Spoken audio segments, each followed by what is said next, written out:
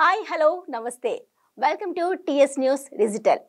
ఈ రోజుల్లో పెద్దవాళ్ళకి మోకాలు నొప్పులు అంటే కామన్ అనుకుంటాం. మరి అదే చిన్నపిల్లలకి కాలు నొప్పులు ఏంటి అని అందరికీ ఒక ఆలోచన అయితే వస్తుంది కదా.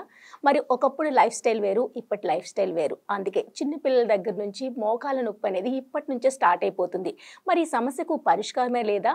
ఈ సమస్య నుంచి బయటపడాలంటే మనం ఏం చేయాలి? ఎటువంటి ఆహారం తీసుకోవాలి? ఈ విషయం గురించి మనతో మాట్లాడేందుకు మనతో పాటు ఉన్నారు మెడిసినల్ హెర్బలిస్ట్ రాజేశ్వరి గారు. ఇంకెందుకంటే ఆలస్యం, పలకరించేద్దామా? Hi madam. హాయ్ అండి, నమస్తే. నమస్తే, ఎలా ఉన్నారు? బాగున్నానండి. సూపర్. లాస్ట్ టైం మీరు మాకు ఇచ్చే టిప్స్ కానివ్వండి, హెయిర్ గ్రోత్కి సంబంధించి ఆయిల్ గురించి కానివ్వండి, అంత ఇన్ఫర్మేషన్ అంతా చాలా చక్కగా ఉంది, చాలా మందికి యూజ్ కూడా అయింది. So first of all congratulations దానికి, అంత మంచి ప్రోడక్ట్ ని మా ముందుకు తీసుకొచ్చినందుకు. థ్యాంక్ యూ అండి, thank you so much. Again ఇప్పుడు మళ్ళీ మాట్లాడుకోవాలంటే చాలా సమస్యలు ఉన్నాయి, కానీ ఎక్కువగా బాధిస్తున్న సమస్య ఏంటంటే ఈ మోకాళ్ళ నొప్పులు. అది పెద్దవాళ్ళకైతే పోనీ ఏజ్ అయిపోయింది అలా వస్తుంది అనుకోవచ్చు, కానీ ఇప్పుడు చిన్నపిల్లల దగ్గర నుంచే ఈ మోకాళ్ళ నొప్పి అనేది వస్తుంది. సో దీనికి రీజన్ ఏంటంటారు? మెయిన్గా మనకి ఏ ప్రాబ్లం వచ్చినా దాని వెనకాల ఉండే reason first of all life style అండి. లైఫ్ స్టైల్, మనం తీసుకునే ఆహార పదార్థాలు మెయిన్లీ. సో ఆ వాటి వల్లనే మనకి చాప కింద నీరులాగా ఒక్కొక్కటి హెల్త్ ఇష్యూ అన్నది ఒక్కొక్క ఏజ్ వాళ్ళకి బయటపడుతూ ఉంటుంది. అందులో మనము మన హెయిర్ ఫాల్ కోసం మాట్లాడుకున్నాము, స్కిన్ డిసీజెస్ కోసమైనా, అండ్ ఈ మోకాళ్ళకు సంబంధించి బోన్స్కి సంబంధించిన ప్రాబ్లమ్స్ అయినా కూడా it's all related what we are eating. That is most important అండి. మనం అనుకుంటాము మార్నింగ్ లేసాము ఏదో ఒకటి బెల్లీ ఫిల్ చేసుకున్నాము, అది కాదు ఇంపార్టెంట్. అది మనం ఎంత న్యూట్రిషన్ ఫుడ్తో మనం ఫిల్ చేసాము అన్నది ఇంపార్టెంట్. సో తర్వాత మనం ఎంత వ్యాయామం అంటే ఫిజికల్ యాక్టివిటీకి మనం ఎంత సమయాన్ని ఇస్తున్నాము, అది చాలా ఇంపార్టెంట్ అండి. సో బేస్డ్ ఆన్ దట్ మనకి డిసీజెస్ రావడమా లేకపోతే హెల్తీ లైఫ్ స్టైల్ ఉండడమా అన్నది డిపెండ్ అయి ఉంటుంది. మీరు చెప్పినట్టు మార్నింగ్ మనం పొట్ట నింపుకునేందుకు ఏదో ఒకటి తినేస్తున్నాం మీరు అన్నట్టు.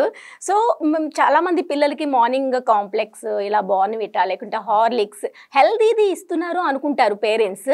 సో దాంట్లో ఎంతవరకు హెల్తీ ఉంది అని మీరు చెప్తారు? నేమ్స్ అని కాదు, కానీ ఏదైనా మనము హెల్త్ డ్రింక్ అని ఇచ్చే దాంట్లో హెల్త్కి సంబంధించి ఏమేమి ఐటమ్స్ ఉన్నాయి అన్నది ఒకసారి చెక్ చేసుకోవాలండి పేరెంట్స్గా. దాంట్లో ఎబోవ్ 40 to 50% షుగరే యాడ్ అయి ఉంటుంది. సో దానికని పిల్లలు ఇష్టంగా తాగుతారు. సో పిల్లలు తాగుతున్నారు కదా, దాన్ని మనం పాలల్లో కల్పిస్తున్నాము, సో గ్లాస్ పాలు తాగేశారు, బలంగా ఉన్నారు అనుకుంటాం. కానీ కొన్ని మనం డైరెక్ట్గా తింటే కూడా హ్యాపీగా ఫీల్ అవుతాం. కానీ అది కాదు ఇంపార్టెంట్. దాంట్లో షుగర్ కంటెంట్ ఎక్కువగా ఉంటుంది. దానికి బదులుగా మనకి మిల్లెట్స్ లైక్ రాగి కానివ్వండి, జొన్నలు కానివ్వండి, సజ్జలు, కొర్రలు, ఇలాంటి మిల్లెట్స్ కొన్ని మనం డ్రై ఫ్రూట్స్ లేకపోతే పీనట్స్ లాంటివి, నువ్వుల లాంటివి హైలీ కాల్షియం ఉన్న పదార్థాలు ఎన్నో ఉన్నాయి మనకి. అలాంటివన్నీ మనం యాడ్ చేసి మనమే ఇంట్లో తయారు చేసి ఇచ్చినా కూడా అది really health food for the kids అండి. అది ఇచ్చుకుంటే చాలా హెల్త్ బెనిఫిట్స్ ఉంటుంది. అలాంటివి మనము చిన్నపిల్లలకి అలవాటు చేయాలి. సో ఇది వరకు పిల్లల్లో చాలా యాక్టివ్నెస్ ఉండేది, ఇప్పట్లో తగ్గిపోయిందని చెప్పాలి. బయటికి వెళ్ళి కాసేపు ఆడుకొని వచ్చేసరికి అలసిపోతూ ఉన్నారు బాగా. ఇంకా ఆకలికి ఏది పడితే అది జంక్ ఫుడ్ బాగా తినేస్తూ ఉన్నారు. దాంతో కూడాను ఈ మోకాల నొప్పులు అనేది స్టార్ట్ అవుతుంది అక్కడి నుంచి అనుకోవచ్చా? ఖచ్చితంగా అండి. ఎందుకంటే చిన్నప్పటి నుండి వాళ్ళు ఏమి తింటున్నారో దాన్ని బట్టే లోపల అవయవాలు అనేవి మనకి ఎదగడం కానీ దాని మీద ఆ ఎఫెక్ట్ కానీ ఉంటుంది ఖచ్చితంగా. ఎందుకంటే జంక్ ఫుడ్ తినడం వల్ల కానీ, కూల్ డ్రింక్స్ ఎక్కువగా తాగడం వల్ల కానీ ఆ బోన్స్ డెన్సిటీని తగ్గించే పదార్థాలు అందులో ఎక్కువ ఉంటుంది. సో అలాంటి పదార్థాలని చిన్నప్పటి నుండే మనం దాన్ని కొంచెం దూరంగా ఉంచామనుకోండి, ఇలాంటి హెల్తీ డ్రింక్స్ తాగించడము, ఎక్కువగా ఆర్గానిక్ ఫుడ్స్ పెట్టడము. Again and again I'm telling, organic foods ఎక్కువగా తీసుకోవాలండి. చిన్నప్పటి నుండే మనం ఒక 10 యాపిల్స్ పిల్లోడికి ఇచ్చే బదులు ఒక్క జామకాయ అయినా సరే ఒక ఆర్గానిక్ పద్ధతిలో పండించినవి తినిపిస్తే యాక్చువల్గా దాని నుండి ఎక్కువ న్యూట్రిషన్ వాల్యూ వస్తుంది పిల్లలకి. సో ఇలాంటి తినడము, ఇలాంటి జంక్ ఫుడ్కి దూరంగా ఉంటే ఏమైందంటే బోన్ డెన్సిటీ అనేది తగ్గదు, బోన్స్ బలంగా ఉంటాయి. దాంతోపాటుగా మనము ఇప్పుడున్న విద్యా వ్యవస్థలో ఏంటంటే మార్నింగ్ స్కూల్కి వెళ్ళారు అంటే ఈవినింగ్ ట్యూషన్కి, ఆ తర్వాత వచ్చారు అంటే టీవీ ముందు కూర్చోవడము, ఇలా కంప్లీట్గా ఎంగేజ్ అయిపోతున్నారు వాళ్ళు.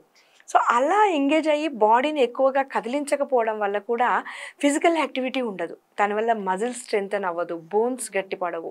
So physical activity more and more important for the kids and adults also. కానీ చిన్నపిల్లలకైతే ఇంకా చాలా చాలా అవసరం. సో అప్పట్లో అయితే చిన్నపిల్లప్పుడు బాగా ఆడుకునేటాళ్ళు, చక్కగా చదువు కొంచెం ఉంటే కనుక ఆటలు చాలా ఎక్కువ టైం ఉండేది. ఇప్పుడు రివర్స్ అయిపోయింది, స్టడీసే ఫుల్ ఫోకస్ చేస్తున్నారు, ఆటలు అనేది తగ్గిపోయింది. ఏ స్కూల్లో కూడాను ప్లేస్ కూడా లేదు ఆడుకునేందుకు, అంతగా కంజెస్టెడ్ అయిపోయింది. సో ఈ మధ్యకాలంలో కొంచెం చిన్న దెబ్బ తగిలినా పడిపోయినా సరే బోన్ ఫ్రాక్చర్ అని బాగా వింటున్నాం మేడం. సో ఈ ఫ్రాక్చర్ అవ్వగానే పిల్లల్లో మళ్ళీ నడవడానికి కూడా శక్తి సరిపోవట్లేదు, అగైన్ దానికోసం కూడా చాలా కష్టపడి వస్తుంది, ఎన్నో నెలల పాటు వెయిట్ చేయాల్సి వస్తుంది. సో దీన్ని మనం దీని నుంచి బయట ఎలా పడవచ్చు?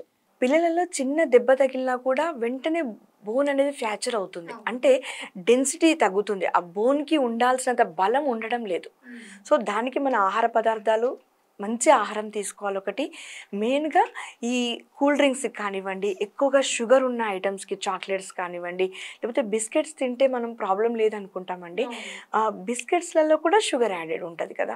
సో ఇలాంటి బయట ఫుడ్ తినకుండా మంచి పోషణ ఉన్న ఆహార పదార్థాలు మనం ఇచ్చామనుకోండి, లైక్ మనం ఒక చాక్లెటో లేకపోతే ఏదైనా కొనిచ్చే బదులు నువ్వుల లడ్డూలు, ఇంట్లోనే నువ్వుల లడ్డూలు చేసి ఇచ్చామనుకోండి, అందులో హై కాల్షియం ఉంటుంది. సో మనకి బోన్స్ అనేవి గట్టిగా ఉంటుంది. మనకి పీనట్స్తో కూడా చేయొచ్చు, కొంచెం డ్రై ఫ్రూట్ మిక్స్తో, మిల్లెట్స్ మిక్స్తో కూడా మనము లడ్డూస్ చేయొచ్చు. చేయడానికి టైం లేదు అనుకునే వాళ్ళకు కూడా ఆర్గానిక్ ఫుడ్స్ అమ్మే వాళ్ళు చాలామంది ఉన్నారు. వాళ్ళ దగ్గర కొనైనా ఇలాంటివి మనం ఎక్కువ అలవాటు చేసామనుకోండి, పిల్లలు ఇష్టంగాను తింటారు, తర్వాత మళ్ళీ వాళ్ళకి బోన్స్ కూడా గట్టి పడుతుంది. ఇలా చిన్న దెబ్బ తగిలినా కూడా పడిపోయి మళ్ళీ ఫ్రాక్చర్ అయ్యి కోలుకోవడానికి టైం పడుతున్న వాళ్ళకి ఏంటంటే ఇలాంటి ఫుడ్స్ ఎక్కువ ఇవ్వాలి, తొందరగా కోలుకుంటారు కూడా. పాలు మనకి, అది కూడా పాలలో కూడా మనకి దేశీ మిల్క్ ఇవ్వడం చాలా మంచిది. దేశీ ఆవులది కానీ గేదెలది కానీ మనం అలాంటి మిల్క్ ఇస్తూ మనం ఇలాంటి మిల్లెట్స్, నువ్వులు, ఎక్కువ కాల్షియం ఉన్న ఫుడ్స్ మనం ఇచ్చామనుకోండి, ప్రాబ్లం నుండి తొందరగా క్యూర్ అయ్యే అవకాశం ఉంటుందండి. చిన్నపిల్లలు ఫస్ట్ నుంచి మనం ఇప్పుడు మీరు చెప్పినట్టు రాగులు కానీ మిల్లెట్స్ కానీ అంత తొందరగా ఇష్టపడరు తినేందుకు, ఎందుకంటే బయట జంక్ ఫుడ్ చాలా బాగుంటుంది, టేస్టీగా ఉంటుంది, దీనికి బాగా అట్రాక్ట్ అవుతూ ఉంటారు. అలా అలవాటు చేయాలన్నా కొంచెం కష్టమైన పనే నాకు తెలిసి. సో ఇప్పుడు మరి ఈ కష్టమైన పనిని నెమ్మదిగా అలవాటు చేస్తే ఏది కష్టం కాదు, ఈజీగా దాని నుంచి కూడా బయటపడవచ్చు.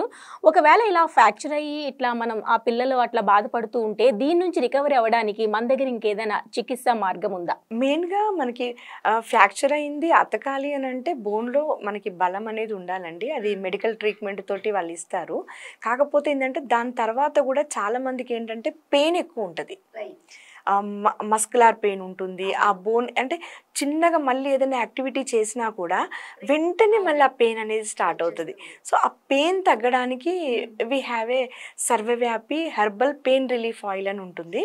It's a completely natural and కంప్లీట్గా ఆర్గానిక్ హర్బ్స్ తోటి మనం చేస్తాం. ఇది మనం అవుటర్ అప్లై చేసుకోవాలి. అప్లై చేసి మంచిగా ఇన్ఫ్యూజ్ చేసినట్టయితే ఆ పెయిన్, ఆ ఇన్ఫ్లమేటరీ అనేది తగ్గుతుంది. ఓకే, దానికి అంటే రోజంతా ఎంత టైం వరకు అప్లై చేసుకొని మనం మామూలుగా వచ్చేసి ఒక డేలో వచ్చేసి ఒక 2 times అప్లై చేస్తే చాలు. ఒక 2-3 days అప్లై చేస్తే నార్మల్ పెయిన్స్ అయితే తగ్గిపోతుందండి. ఎప్పుడో ఫ్రాక్చర్ అయి ఉంటుంది, కానీ కొన్ని ఇయర్స్ టుగెదర్ ఆ పెయిన్ అనేది ఉంటూనే ఉంటుంది. దానివల్ల మెయిన్గా వాళ్ళు సఫర్ అవుతారు. ఇంటేక్ సరిగా లేకపోవడం అండి. మంచి బలమైన ఫుడ్ తినాలి, బోన్స్ డెన్సిటీకి తగ్గట్టుగా, అంటే దాన్ని పెంచేలాంటి ఆహార పదార్థాలు తీసుకోవాలి. మనకి మళ్ళీ ఇంకొకటి నేను చెప్పదలుచుకున్నానండి, మనము ఎక్కువగా ఆయిల్స్, మనము ఏ వంట అయినా వితౌట్ కుకింగ్ ఆయిల్ మనం చెయ్యము. బట్ ఆ ఆయిల్ మనం ఏది వాడుతున్నాం అనేది కూడా చాలా ఇంపార్టెంట్ అండి. ఈ రోజులలో ఏంటంటే ప్యాక్డ్ ఆయిల్స్, మనకి రిఫైన్డ్ ఆయిల్స్ తీసుకొచ్చి వాడుతున్నాము. అలాంటివి వాడకుండా చెక్కగానుగ నూనెలు వాడడం చాలా మంచిది. అది అలవాటు చేసుకోవాలండి. చెక్కగానుగ నూనెలు ఎందుకు అంటున్నానంటే అది లో ఆర్పిఎంలో, అంటే ఎక్కువగా వేడిలో దాన్ని తయారు చేయరు. సో అది తయారు చేస్తున్నప్పుడు తక్కువ ఆర్పిఎంలో దాన్ని రెడీ చేస్తారు కాబట్టి దాంట్లో ఉన్న న్యూట్రిషన్ వాల్యూస్ పోవు. మళ్ళీ ఇంకోటి ఏంటంటే ఆయిల్ అనగానే ఓన్లీ సన్ఫ్లవర్ ఆయిల్, ఓన్లీ మనకి గ్రౌండ్ నట్ ఆయిల్ ఇలా వాడకూడదండి, మారుస్తూ ఉండాలి. మనం ఒక మంత్కి వచ్చేసి మనకి 4 వీక్స్ ఉన్నట్టయితే ఒక్కొక్క వీక్ ఒక్కొక్క ఆయిల్ వాడాలి. ఈ వీక్లో మనం పల్లి నూనె వాడామనుకోండి, నెక్స్ట్ వీక్ నువ్వుల నూనె, ఆ తర్వాత సన్ఫ్లవర్ ఆయిల్, ఆ తర్వాత మనకి ఇంకొకటి కుసుమ నూనె కానీ అట్లా అన్నీ వాడితే అన్ని రకాల పోషణ అనేది మనకి బాడీలోకి వస్తుంది. ఓ సూపర్ ఐడియా. సో పిల్లలకు కూడా చిన్నప్పటి నుండి మనం ఇలాంటి పదార్థాలు అలవాటు చేసామనుకోండి, వాళ్ళు పెద్దయ్యాక ఒకటేసారి అలవాటు లేని పదార్థం తినాలంటే తొందరగా అడాప్ట్ చేసుకోరు. వాళ్ళకి చిన్నప్పటి నుండి స్వీట్స్కి ఎక్కువగా మనము ఇలా చాక్లెట్స్కి అలవాటు చేసి ఒకటేసారి కొంచెం ఇలాంటి పదార్థాలకి రమ్మన్నా రాలేరు. కాబట్టి చిన్నప్పటి నుండి మనం పెడుతున్నప్పుడే వాళ్ళకి అన్నం పెట్టడం ఎప్పుడు స్టార్ట్ చేస్తామో అప్పటి నుండే కొద్ది కొద్దిగా ఇలాంటి పదార్థాలు అలవాటు చేసి ఇంట్లో ఇలాంటి హెల్దీ హ్యాబిట్స్ ఉంటే ఆటోమేటిక్గా పిల్లలకు కూడా అవే వస్తాయండి, పెద్ద ప్రాబ్లం ఏమి ఉండదు.